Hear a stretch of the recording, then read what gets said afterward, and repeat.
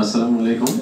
সম্মানিত সংবাদকর্মী ভাইয়েরা, যারা সর্বদা আমাদের সকল তথ্যকে জাতির সামনে তুলে ধরেন, আজকে 2024-2025 অর্থ বছরের বাজেট প্রতিক্রিয়ার বাংলাদেশ কম্পিউটার সমিতির কর্তৃক আয়োজিত যে সংবাদ সম্মেলন, এখানে উপস্থিত সকলকে অভিনন্দন। বাংলাদেশ কম্পিউটার সমিতি প্রতি বছরই বাজেট নিয়ে খুব উদ্গ্রীব থাকে। বিশেষ করে আইসিটি যে পণ্যগুলো আছে, সেই পণ্যের উপরে যাতে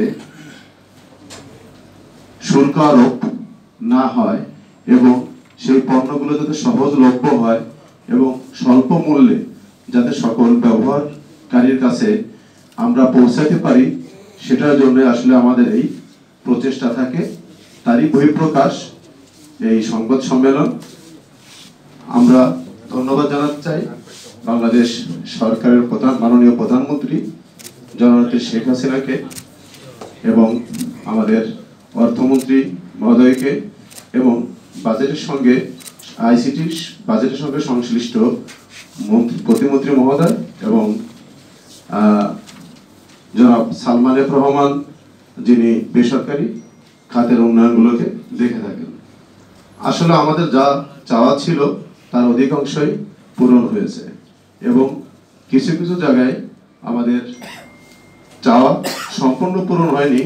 আমরা আশা করি আমাদের দাবির প্রেক্ষাপটে এবং যথাযথ কর্তৃপক্ষের নিকট যদি আপনাদের মাধ্যমে আমাদের এই চাওয়া পাওয়ার বিষয়গুলো যথাযথ কর্তৃপক্ষের নিকট পৌঁছায়, তাহলে আমাদের বাকি বিষয়গুলো অবশ্যই পূরণ হবে। এবং যদি আমাদের এই বিশেষ করে ল্যাপটপ বর্তমান বাজারে এখন আর কোনো শৌখিন কোনো পণ্য নয়, এটি আমাদের নিজেদের, আমাদের সন্তানের এবং প্রতিটা শিক্ষার্থীর জন্য প্রয়োজন। এই ল্যাপটপের উপর যে শুল্ক এতদিন ছিল, যে ভ্যাট ছিল, সেটা কিন্তু অনেকাংশে কমছে, কিন্তু আমদানির উপরে যা আমাদের চাওয়া ছিল সেখানে পরিপূর্ণতা আসেনি এবং সেখানে আমাদের দাবি থাকবে যাতে আমদানির উপরও ল্যাপটপের উপর যে ট্যাক্স আছে সেটা যাতে কমে আসে, সেটা নিয়ে আমরা কাজ করব এবং আপনাদের সহযোগিতা লাগবে।